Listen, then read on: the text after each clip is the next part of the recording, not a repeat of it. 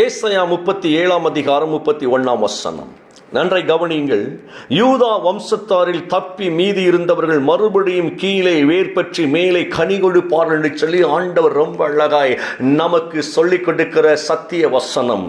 யூதா வீட்டாருள் தப்பி பிழைத்த எஞ்சியோர் ஆழ வேர்விட்டு மேலே கனி தருவர் என்று சொல்லி இந்த வார்த்தை கொஞ்சம் நம்ம தியானிக்க போகிறோங்க. ஒரு அழகான சத்தியத்தை தேவன் நமக்கு கற்றுக் கொடுக்கிறார். இது வேத சத்தியம் அல்ல, தேவன் நமக்கு தரக்கூடிய வாக்குத்தத்தமாய் இருக்கிறது, ரேமாவாக இருக்கிறது. இந்த வார்த்தை நல்லா கவனிச்சீங்கன்னா தெரியும். ஒரு மரமானது அது பூமிக்கு மேலே ஆசீர்வாதமாய் கனி கொடுக்க வேண்டும் என்றால், அது பசுமையாய் இருக்க வேண்டும் என்றால், அதனுடைய கனியானது சுவையாய் மற்றவர்களுக்கு ஆசீர்வாதமாய் இருக்க வேண்டும் என்றால், அந்த மரமானது மனிதர்களுக்கு மட்டுமல்ல பறவைகளுக்கும் தஞ்சமாய் மிருகங்களுக்கும் தஞ்சமாய் இருக்க வேண்டும் என்றால், நல்ல கவனித்துக் கொள்ளுங்கள், அதன் வேரானது ஸ்பெஷலாக அது ஜீவன் பெற்றிருக்க வேண்டும் என்பதை புரிந்து கொள்ள வேண்டும். இது சாதாரண ஒரு காரியம் அல்லங்க. மரமானது செழித்து இந்த பூமிக்கு ஆசீர்வாதமாய் இருக்கணும்னா நல்ல கவனிச்சீங்கன்னா தெரியும், மனுஷனை தவிர மற்ற தேவ படைப்புகள் எல்லாமே எல்லாருக்கும் ஆசீர்வாதமா இருக்கு. உலகத்தில் இருக்கக்கூடிய மிருக ஜீவன்களுக்கும் மனிதர்களுக்கும் பயங்கர ஆசீர்வாதமா இருக்கு. பாருங்களேன், ஒரு மரத்தை எடுத்துக்கொண்டோம் என்றால் அந்த மரத்தினுடைய வளர்ச்சியானது, கிளைகளானது, இலைகளானது மனுஷனுக்கு மட்டும் நிழல் தரவில்லை, மிருக ஜீவன்களுக்கு நிழல் தருகிறது. பறவைகள் வந்து தஞ்சம் அடையும்படியாக அது பறவையினுடைய இருப்பிடமாய் மாறுகிறது. அது இருக்கிற கனி எல்லாம் பாருங்களேன், கனிகள் எல்லாம் பறவைகளுக்கு உணவாய் மாறுகிறது, மனுஷர்களுக்கு ஆரோக்கியமான உணவாய் மாறுகிறதா இருக்கிறதை பார்க்க முடிகிறது. அதை பறவைகள் சாப்பிட்டு என்ன செய்கிறது, அப்படி பறந்து போகிற இடத்துல அதனுடைய அந்த சாப்பிட்ட விதைகள் இருக்கு பாருங்களேன், அது ஜீரணித்து வெளியே வரக்கூடிய பொழுது அடுத்தடுத்த இடங்களிலே அது மரமாய் விளையும்படியாக அது பரப்பிக்கொண்டே போகிறது என்பதையும் புரிந்து கொள்ள முடிகிறது. ஆனா இன்னைக்கு எல்லாம் இப்படிப்பட்ட சூழ்நிலைகள் எல்லாம் நமக்கு எதிராக இருக்கிறதை நாம் அறிந்திருக்கிறோம். பாருங்களேன், ஏன்னா மரங்கள் எல்லாம் வெட்டப்படுவதை பார்க்கிறோம். அந்த மரங்களில் இருக்கக்கூடிய கனியை சாப்பிட்டு பறவைகளானது அது வந்து அதை விதைக்க நினைத்தாலும் கூட அது ரோட்ல, தார் ரோட்ல அங்கங்க எல்லாம் பில்டிங்காய் மாறி போனதுனால, நிலங்கள் எல்லாம் வற்றி போனதுனால விதைக்கிறது கூட வழி இல்லாமல் போவதையும் பார்க்க முடிகிறது. நிலங்கள் எல்லாம் வற்றி போவதை பார்க்க முடிகிறது. இதெல்லாம் கொஞ்சம் யோசிக்க வேண்டிய ஒரு காரியம். ஆனாலும் கூட தேவ வார்த்தை நல்லா கவனித்துக் கொள்ளுங்க. எப்படிப்பட்ட இருளான பள்ளத்தாக்காக இருந்தாலும், எப்படிப்பட்ட சூழ்நிலையாக இருந்தாலும், இன்றைய கர்த்தர் நம்மை கொண்டு செய்கிற காரியத்தை தெளிவாய் செய்கிறவராகவே இருக்கிறார். யோசித்து பார்த்தங்க, அந்த பறவைகள் கூட, விலங்குகள் கூட அது எல்லாம் உண்டு. அது என்ன செய்கிறது, அந்த விதைகளை எல்லாம் அது ஜீரணிக்கப்பட்ட பிற்பாடு அது விதைத்துக் கொண்டே போகுது. பாருங்களேன், நம்ம ஒவ்வொரு நாட்களும் வேத சத்தியத்தை அறிந்து கொள்ளுகிறோம், வேத வசனத்தை ஏற்றுக்கொள்ளுகிறோம். ஆனால் நம்மால் எதுவுமே முளைக்கலையே, அது எதுவுமே நம் மற்றவர்கள் பிரயோஜனமா இருக்க மாட்டேங்க என்கிற ஒரு வேதனையான காரியத்தை நான் இங்கு பதிவு செய்கிறேன். எனக்கு கருமையான தேவ பிள்ளை நன்றை கவனிங்க. ஏன்னா அது நமக்குள் போய் நாம் ஜீரணித்தாதான் அது நமக்குள் இருந்து ஆசீர்வாதமாய் மற்ற இடங்களுக்கு அது பரவும் என்பதை புரிந்து கொள்ள வேண்டும். நாமளே ஜீரணிக்காமல், நாமளே சுவையை அறிந்து கொள்ளாமல், நாமளே அதுக்குள்ள பலனடையாமல் இருக்கும் பொழுது நம்மளால யாருக்குமே தேவ வார்த்தை விதைக்க முடியாது என்பதை நாம் அறிந்து கொள்ள வேண்டும். சரி, இன்னைக்கு இப்படிப்பட்ட சூழ்நிலையில் இருந்து ஆண்டவர் விடுவிக்கிறவராய் இருக்கிறார். ஏனென்றால் வேதம் ரொம்ப அழகாய் சொல்கிறது, யூதா வம்சத்தாரில் தப்பி மீதி இருக்கிறவர்கள் மறுபடியும் கீழே வேர் பற்றி. இது ஒருவேளை உங்க வாழ்க்கையில நீங்க விழுந்திருக்கிறீங்களா, பலவீனப்பட்டு இருக்கிறீங்களா, ஓ நீங்க வந்து ரட்சிக்கப்பட்ட பிற்பாடு விழுந்து போனீர்களா, எந்த காரியமாக இருக்கட்டும், ஆண்டவர் சொல்லுகிறார், உங்கள் வம்சத்தை செழிக்க பண்ணுவே, உங்களை நான் செழிக்க பண்ணுவே, நீங்கள் கனி கொடுக்கும்படியாய், அநேக ஜனங்களுக்கு ஆசீர்வாதமாய் இருக்கும்படியாய் உங்களை நான் வளரச் செய்வேன் என்று சொல்லி ஆவியானவர் தெளிவாய் நம்மோடு கூட பேசுகிற ஒரு காரியமாய் இருக்கிறது. இதுல ஒரு ரகசியம் ரொம்ப முக்கியமானதுங்க. என்ன ரகசியம் தெரியுமா? கீழே வேர் பற்றி மேலே கனி கொடுப்பார்களே, கீழே வேர் பற்றி மேலே கனி கொடுப்பார்களே. பூமிக்கு கீழ் நல்ல கவனிங்கல்ல, அதை தேவன் அற்புதமாய் அதை அஸ்திவாரப்படுத்துகிறவராய் இருக்கிறார்.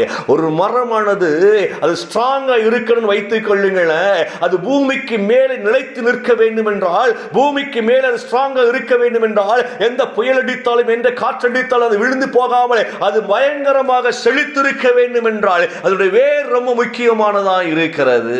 நீ நல்லா கவனிச்சீங்கன்னா வேரானது மறைந்திருக்கும். ரொம்ப முக்கியமான காரியம். நமக்குள் மறைந்திருக்கிற விசுவாசம் இருக்கு பாருங்களேன், அதுதான் நம்மளை கனி கொடுக்கிற மரங்களாய் வெளியே கொண்டு வருகிறதா இருக்கிறது. முதல்ல வேர் என்ன செய்யும்னா, அது தண்ணீரை தேடி உள்ளே உள்ளே உள்ளே உள்ளே ஆங்காங்கே ஆங்காங்கே அது மணலுக்குள்ளாக, கற்களுக்குள்ளாக, பாறைகளுக்குள்ளாக, அந்த பூமிக்கு அடியில் எங்க ரூட் எல்லாம் இருக்கிறதோ, வழி எல்லாம் இருக்கிறதோ, அங்கே போய் போய் போய் தன்னை இணைத்துக் கொள்ளுவதை பார்க்க முடிகிறது. வேர் ஸ்ட்ராங் ஆகுவதற்கு அது முழுக்க முழுக்க தன்னை பூமிக்கு கீழே முதலாவது அதை இணைத்துக் கொள்வதிலே தன் வேலையை செய்ய ஆரம்பிக்கிறதை பார்க்க முடிகிறதுங்க. இன்னைக்கு நீங்கள் நானும் கண்மலை என்கின்ற பாறையின் மீது, தேவனுடைய வார்த்தையின் மீது நம்ம வேர் கொள்ளும்படியாக புகுந்து புகுந்து புகுந்து புகுந்து புகுந்து ஒவ்வொரு தேவ வார்த்தைக்குள்ளாய் வேர் விட்டவர்களாய், அப்படியே போய் ஒவ்வொரு வார்த்தையை பற்றி பிடித்தவர்களாய், என மேலே கனி கொடுக்கணுமே, பூமிக்கு மேல ஆசீர்வாதமாய் இருக்கணுமே, பூமியில ஜெயிக்க வேண்டுமே. அப்போ பூமி கீழ் இருக்கிற வேர் அது பலனாய் இருக்க வேண்டும் அல்லவா, அது ஞானமாய் இருக்க வேண்டும் அல்லவா, அது பட்டு போகாமல் இருக்க வேண்டும் அல்லவா, அது முழுக்க முழுக்க முழுக்க நல்ல கவனிங்க, இது விசுவாசத்தை குறித்து வெளிப்படுத்துகிறது, கர்த்தருடைய வார்த்தை குறித்து வெளிப்படுத்துகிறது. அவ பூமிக்கு கீழ் இருக்கிற பாறைகளை எப்படி வேர் பற்றி அப்படியே உள்ள ஊடுருவி சென்று தன்னை பதித்துக் கொள்ளுகிறது, அதே போல் தேவனுடைய வார்த்தைக்குள் நம்ம அப்படியே ஊடுருவி சென்று கர்த்தருடைய வார்த்தைக்குள் நம்மை பதித்துக் கொள்ள வைக்கும்படியாக தேவன் விரும்புகிறவராய் இருக்கிறார். எவ்வளவு பெரிய வார்த்தை பாருங்களேன். தேவ வார்த்தை மிக மிக முக்கியமானதாக இருக்கிறது. கரடு முரடான இடங்களில் எல்லாம் தப்பி செல்லுவதற்கு, நமக்கு விரோதமாக எழும்புகிற பொல்லாத ஆயுதங்கள் நிர்மூலமாக்குவதற்கு நம்முடைய வேர் பற்றி பிடிக்க வேண்டியதாக இருக்கிறது என்பதை இங்கு ஆண்டவர் ரொம்ப அழகை வெளிப்படுத்துகிறார். ஏன்னா வேர் கீழே பற்றி பிடித்தால்தான், வேர் ஸ்ட்ராங்கா இருந்தால்தான் அந்த மரம் ஸ்ட்ராங்கா இருக்க முடியும் என்பதை ஆண்டவர் நமக்கு வெளிப்படுத்துகிறார். கருமையான தேவ பிள்ளையே, உன் விசுவாசம் என்கின்ற வேரானது வார்த்தைகளை ஒவ்வொரு நாட்களும் பற்றி பிடிக்கும்படியாக நம்மை நாம் ஒப்புக் கொடுக்க வேண்டும்.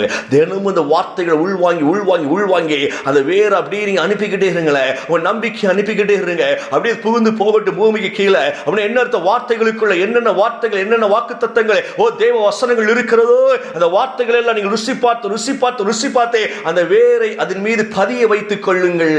உங்கள் வாழ்க்கை கனி கொடுத்து யாரால் அசைக்க முடியாதபடிக்கு, எங்கு வீழ்ந்து போகாதபடிக்கு நீங்கள் காக்கப்படுவீர்கள். கனி கொடுக்கிறவர்களாய், நன்மை செய்கிறவர்களாய், அநேகருக்கு நிழல் கொடுக்கிறவர்களாய், நீங்கள் பூமியில் ஆசீர்வாதமாய் நீங்கள் இருப்பீர்கள். மிருக ஜீவன்களுக்கும் ஆசீர்வாதமாய் இருப்பீர்கள், மனிதர்களுக்கும் ஆசீர்வாதமாய் இருப்பீர்கள், தேவனுக்கு பிரியமாய் நீங்கள் இருப்பீர்கள் என்பதை இந்த வார்த்தை ரொம்ப அழகாய் நமக்கு கற்றுக் கொடுக்கிறது. இன்னைக்கு தீர்மானம் பண்ணுவோமா எல்லாரும் சேர்ந்து. ஏன்னா ஏன் நிறைய விழுந்து போறாங்க அப்படின்னா, இந்த விழுந்து போன யூதாவை குறித்து ஆண்டவர் பேசுகிறார். அநேகர் விழுந்து போறாங்க, வேர் பற்றி பிடிக்க முடியாத அளவுக்கு அந்த நாட்களில் சூழ்நிலையில் உருவாகி இருக்கிறது. நம்பிக்கையற்ற நிலையில ஜனங்கள் வாழ்ந்து கொண்டிருக்கிறாங்க.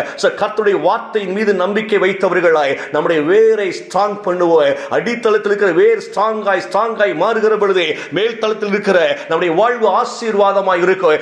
விசுவாசத்தை இன்னும் அதிகமாய் ஆழப்படுத்துவோம். கண்களை மூடுவோம். பிதாவை நாங்கள் நன்றி செலுத்துகிறோம் ஐயா. இயேசுவின் நாமத்தில் நாங்கள் ஜெபிக்கிறோம்.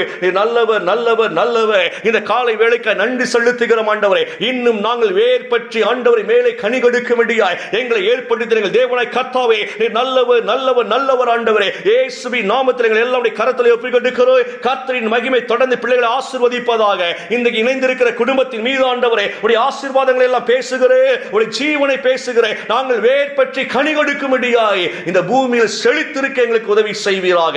இயேசுவின் நாமத்தினுடைய கரத்திலே எங்களை ஒப்புக்கொடுக்கிறோம் நல்ல பிதாவே. ஆமென் ஆமென்.